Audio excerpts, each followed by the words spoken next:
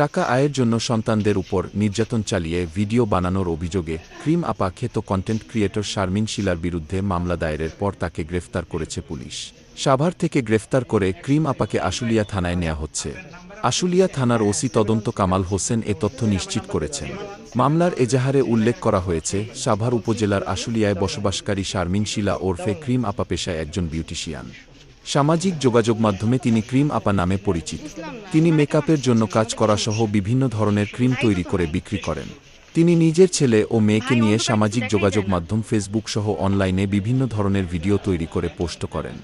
গত ৩ মার্চ নিজের ফেসবুক আইডিতে বিকেল ৪টার দিকে একটি ভিডিও পোস্ট করেন, যা পরবর্তীতে ছড়িয়ে পড়ে। ওই ভিডিওতে দেখা যায় শারমিন শিলা তার মেয়ে শিশুকে, আনুমানিক ২ বছর, জোর করে এক হাত দিয়ে মুখে চাপ দিয়ে হা করিয়ে মেয়ের অসম্মতিতে কেক জাতীয় কিছু খেতে বাধ্য করছেন।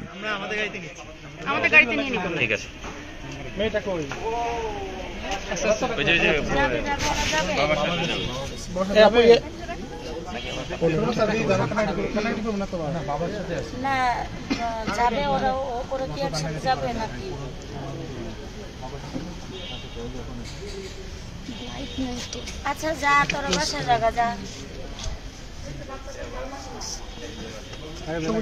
দেখে শুনে বাসায় জায়গা যা, কিছু না যা।